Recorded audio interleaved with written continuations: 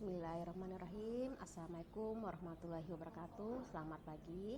Perkenalkan, nama saya Bidan Merita Herawati, Magister Terapan Kebidanan, Fakultas Kesehatan, Program Studi Pendidikan Profesi Bidan, Program Profesi Institut Kesehatan dan Teknologi Al-Nusirah.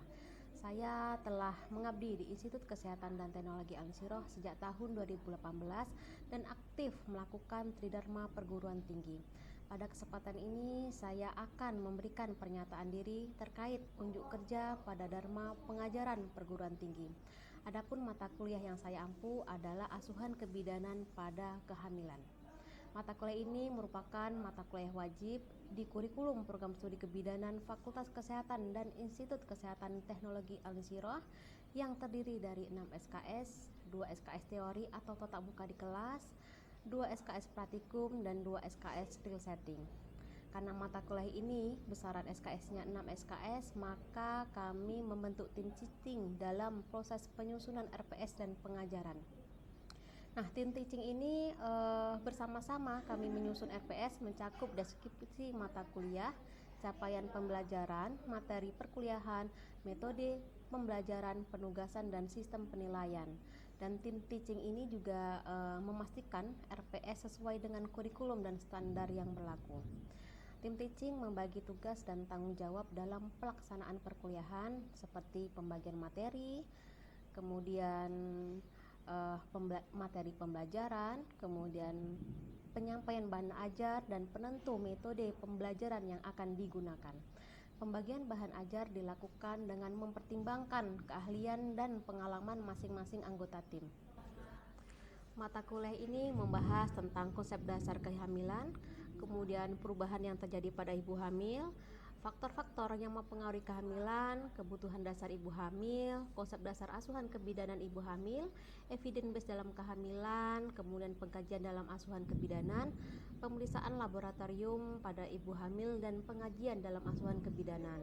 Adapun capaian pembelajaran lulusan prodi yang dibebankan pada mata kuliah, yang pertama CPL 1, yaitu mampu menguasai konsep teoritis bidang pengetahuan dan kemampuan menampilkan perilaku sebagai warga negara yang agamis, mencintai negara, bangsa, dan budaya Indonesia berdasarkan jiwa Pancasila, serta memiliki kemandirian dalam berkarya secara inovatif, adaptif, dan kritis sesuai dengan dinamika global.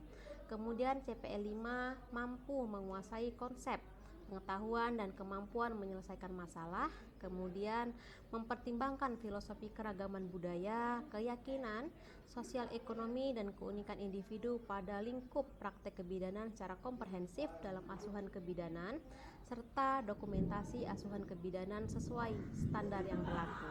Kemudian CPL 6 mampu menstimulasikan asuhan kebidanan dan berkoordinasi terkait tata laksana, konsultasi, kolaborasi, dan rujukan dengan tim kesehatan lain, serta menunjukkan sikap kepemimpinan dalam perorganisasian untuk menyelesaikan masalah dalam lingkup kebidanan dengan menjunjung tinggi nilai kemanusiaan.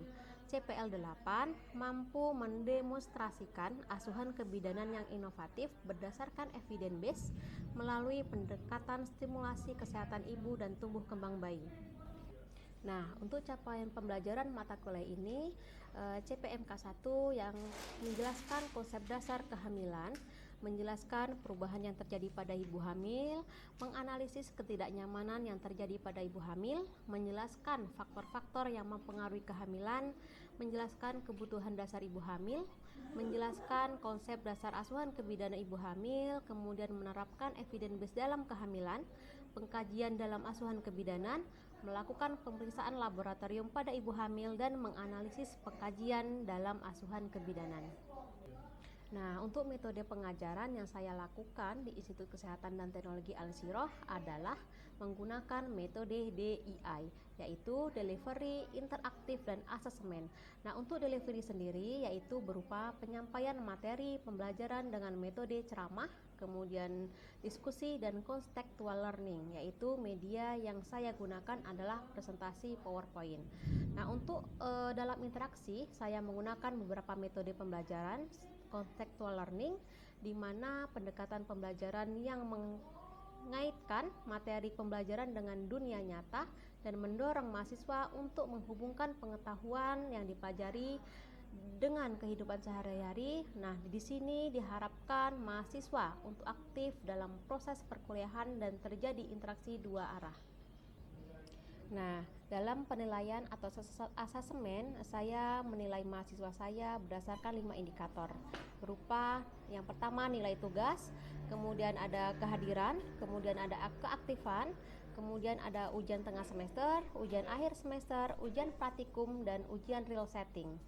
Nah, untuk penilaian mata kuliah ada 60 teori dan 40 praktek. Adapun rincian dari teori tersebut, penugasan 10%, kemudian kehadiran 10%, keaktifan 25%, kemudian UTS 20% dan UAS 35%. Adapun referensi yang saya gunakan pada mata kuliah ini adalah seperti jurnal, kemudian ada textbook dan buku. Nah, referensi utama dari Enkin, kemudian ada Helen Farne, dan referensi pendukung saya menggunakan referensi dari karya saya dan tim dengan judul Ilmu Kebidanan dan Standar Profesi Bidan. Nah, kemudian ada lagi referensi pendukung yaitu asuhan kehamilan kebidanan, asuhan kehamilan berbasis bukti, kemudian Miles, kemudian ada dari Sulistiawati, asuhan kebidanan pada kehamilan. Selanjutnya saya menggunakan hasil penelitian saya atau jurnal yang terintegrasi dalam pengajaran.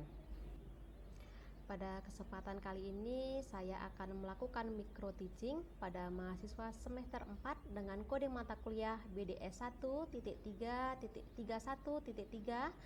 pertemuan kelima dengan materi ketidaknyamanan yang terjadi pada ibu hamil menggunakan metode contextual learning. Berikut video pembelajarannya, selamat menyaksikan.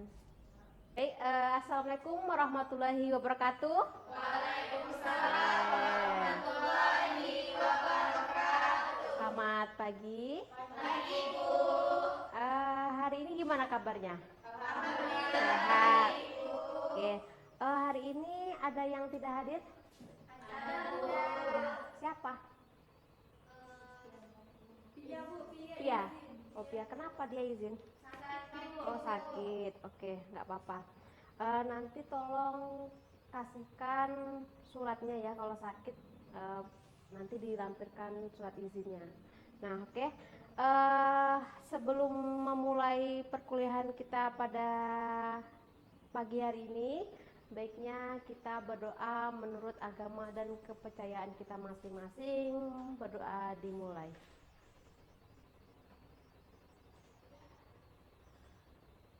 Oke, berdoa selesai.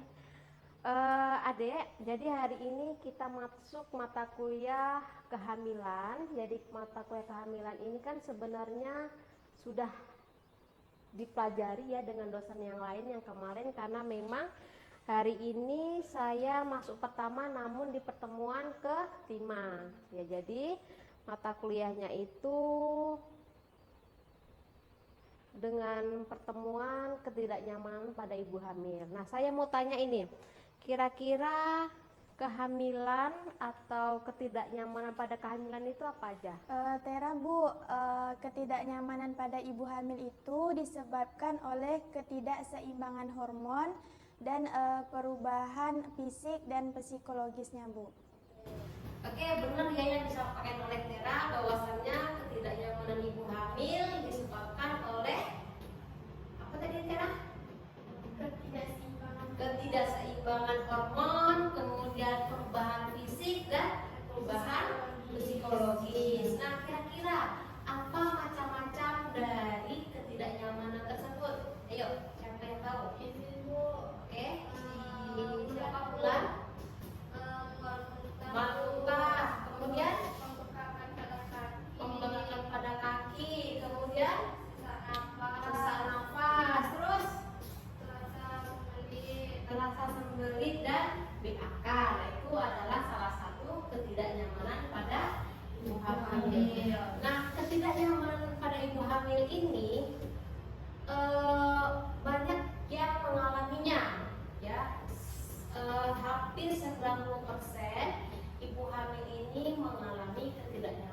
Nah, kita sebagai bidan kalau semisal tahu ketidaknyamanan tersebut itu bisa mengurangi tanda gejalanya gitu ya. Jadi harapan saya nanti setelah ini adik-adik semua paham apa yang saya sampaikan. Jadi harapannya nanti kalau semisal kalian tahu apa yang menjadi ketidaknyamanan ibu hamil, kalian bisa menangani dan menanggulanginya. Oke. Kemudian kita lanjut ke macam-macam ketidaknyamanan. Salah satunya adalah mual muntah pada ibu hamil. Bahasa medisnya apa mual muntah pada ibu hamil? Morning sickness. Oke, jadi morning sickness ini disebabkan oleh peningkatan hormon apa? HCG. Nah, kemudian dan peningkatan hormon estrogen. Nah, ini hormon estrogen dan HCG ini berperan penting dalam mual muntah ya. Nah, biasanya kalau hamil salah satunya contohnya hamil mulai dari dosa gitu ya, atau hamil anggur. Nah, itu mual muntahnya meningkat karena kenapa? Karena HCG-nya tinggi, lebih tinggi daripada hamil biasa. Makanya tanda pasti hamil atau tanda kehamilan itu adalah peningkatan hormon HCG. Tapi dengan pastinya itu adalah menggunakan USG gitu ya. Oke, kemudian biasanya frekuensi atau dimulainya mual muntah itu di trimester pertama yang paling banyak ya yang dialami oleh ibu hamil, tetapi juga di trimester kedua dan ketiga juga mengalaminya, tapi tidak separah di trimester pertama. Oke, jadi ada beberapa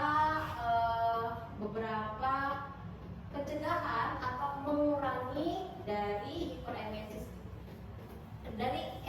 itu ya. Salah satunya adalah mengurangi makan yang berlemak, kemudian makan makanan sedikit tapi sering, kemudian hindari makanan yang berlemak, kemudian hidrasi atau minum yang cukup. Jadi ada beberapa penelitian bahwasannya terapi farmakologinya atau terapi non farmakologinya untuk mengurangi mual muntah itu adalah mengkonsumsi jahe dan lemon ya. Jadi itu akan mengurangi mual muntah pada ibu hamil. Kemudian yang selanjutnya adalah kelelahan ekstrim ya. Kelelahan ekstrim itu penyebab fisiologisnya adalah karena janin membutuhkan energi yang sangat besar, makanya tenaga si ibu ini akan berkurang dengan pertumbuhan si janinnya. Makanya biasanya ibu hamil terutama trimester ketiga akan mengalami kelelahan ekstrim ya. Kemudian waktu kejadian, yaitu kejadian yang paling banyak terjadinya itu di trimester pertama. Kenapa? Karena di sini fluktuasi hormon dan pembentukan organ vital janin. Jadi di trimester pertama itu pembentukan organ vital janin. Nah, kemudian kelelahan kembali meningkat pada trimester ketiga. Kenapa? Karena di sini beban fisik yang lebih besar karena ibu mengangkat atau membawa bayi dengan berat yang cukup besar, kemudian mengalami sulit tidur, kemudian sering buang air kecil dan persiapan persalinan. Oke. Kemudian bagaimana cara mengatasi kelelahan ini? Yang pertama itu adalah pastikan ibu istirahat minimal berapa jam untuk istirahatnya? 7 sampai 8 jam. Jadi dipastikan ibu istirahat tidur ya. Tidur siang juga bisa, tidur malam juga bisa. Kemudian pastikan asupan nutrisi yang seimbang. Jadi nutrisi seimbang itu kan biasanya kita belajar tentang gizi ya di kebidanan, makanya kebutuhan gizi pada ibu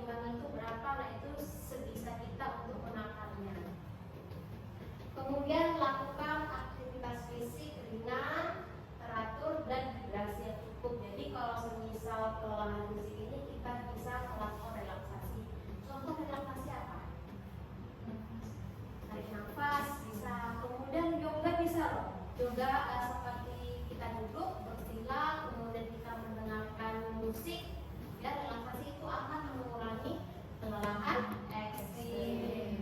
Nah selanjutnya ketidaknyamanan pada ibu hamil ini adalah nyeri punggung bawah, ya, nyeri punggung bawah. Nah ini apa penyebabnya? Penyebabnya itu adalah hormon relaksin melonggarkan ligamen. Nah ini adalah proses penurunan kepala janin. Nah ini kalau proses penurunan janin itu akan menyebabkan nyeri punggung. Kemudian karena kita posisinya kita hiperlordosis ya seperti ini, nah itu akan menekan si punggungnya, makanya sering terjadi nyeri punggung. Nah kemudian biasanya ini mulai di trimester kedua, karena memang trimester kedua ini berat janin sudah bisa dilihat ya, bisa terasa.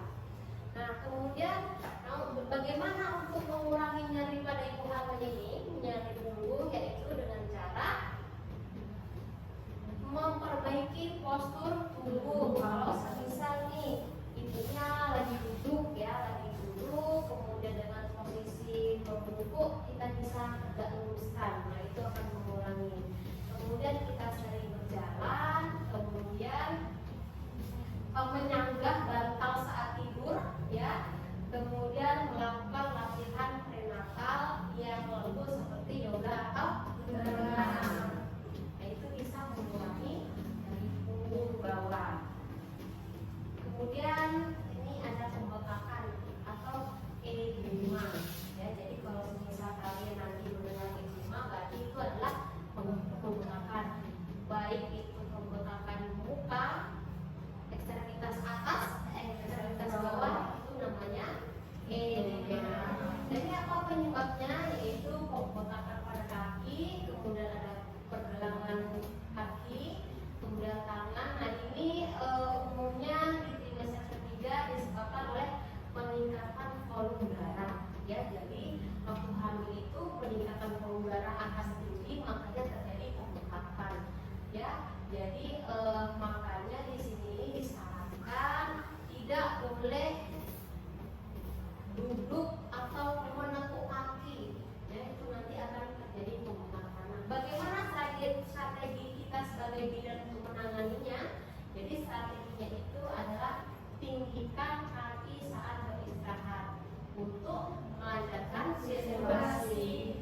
Kemudian pastikan hidrasi. Hidrasi ini adalah minum yang cukup. Kemudian hindari berdiri atau duduk dalam waktu yang lama. Oke, kita lanjut lagi ketidaknyamanan pada ibu hamil, yaitu mulas dan gangguan pencernaan. Jadi penyebabnya itu adalah hormon progesteron. Nah, kenapa hormon progesteron ini berpengaruh terhadap gangguan pencernaan? Yaitu progesteron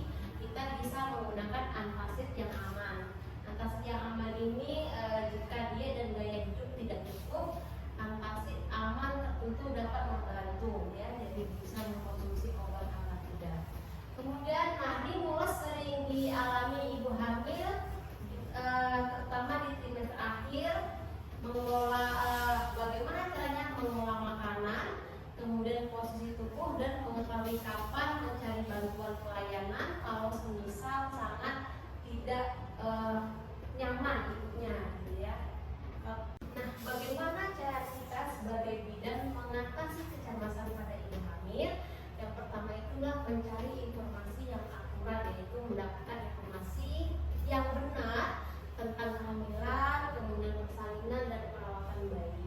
Kemudian ada berbicara tentang tenaga kesehatan. Jadi kalau semisal kita mengalami kehamilan, kemudian kita cemas, kita bercerita kepada tenaga kesehatan apa yang sebaiknya yang dilakukan kalau semisal kita cemas.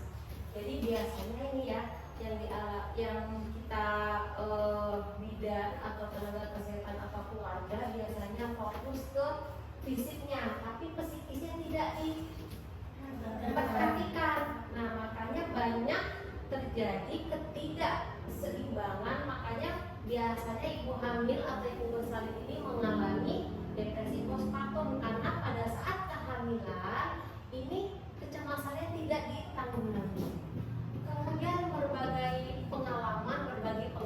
Jadi kalau misal nanti kalian ada di suatu daerah, kemudian ada di ibu hamil, nah bisa diceritakan kalau semisal bagaimana cara mengurangi kecemasan tersebut dengan cara berbagi pengalaman. Kemudian ada terapi non farmakologi. Jadi terapi non farmakologi ini adalah seperti terapi relaksasi, yoga, kemudian prenatal dan meditasi. Jadi saya pernah melakukan penelitian bahwasanya untuk mengurangi kecemasan pada ibu hamil,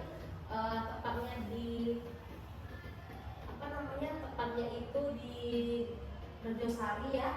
Jadi itu banyak ibu hamil yang memang mengalami kecemasan terutama menjelang persalinan. Kenapa? Karena menjelang persalinan itu ibunya takut apakah nanti dia selamat, apakah ibu selamat, apakah bayinya itu nanti lahir cacat atau tidak. Nah, itu akan meningkatkan kecemasan pada ibu hamil. Nah, di penelitian saya itu ternyata terapi mindfulness ya atau terapi sadar diri ini akan mengurangi kecemasan tersebut. Jadi kita nanti dianjurkan duduk, kemudian mendengarkan audio visual, mendengarkan audio, kemudian mendengarkan selama 15 menit dengan dengan posisi yang tenang. Nah, itu setelah dicek kecemasannya itu akan menurun. Gitu ya. Ini memang penelitiannya sudah saya lakukan dengan Ibu Nia Destiva dan Ibu Ari.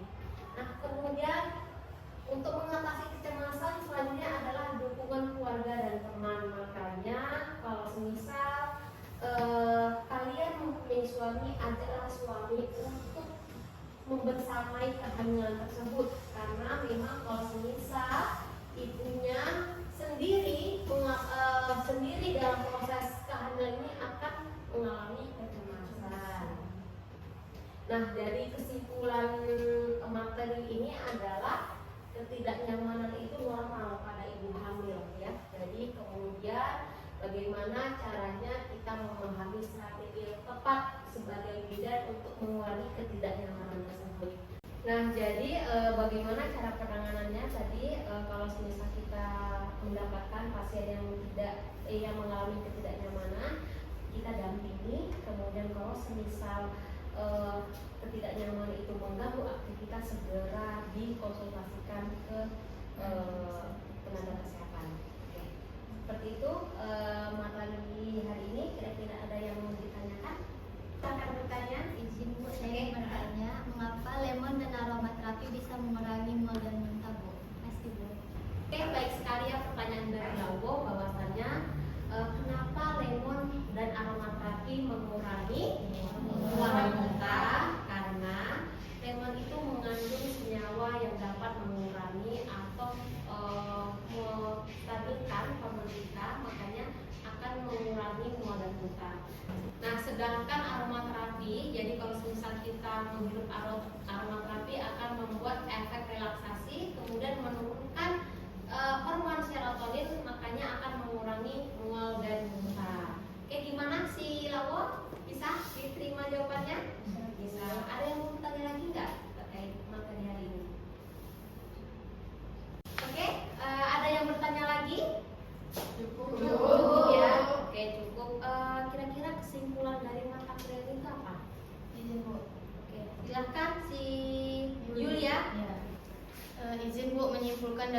yang Ibu berikan tadi. Jadi ketidaknyamanan ini hampir dialami sebagian besar ibu hamil, dan ketidaknyamanan adalah bagian alami dari kehamilan karena pada kehamilan banyak terjadi perubahan. Salah satunya tadi perubahan hormon, emosional, dan juga fisik ibu hamil. Jika kita bidan paham tentang masalah tersebut, kita bisa mengurangi keluhan yang dialami ibu hamil tadi.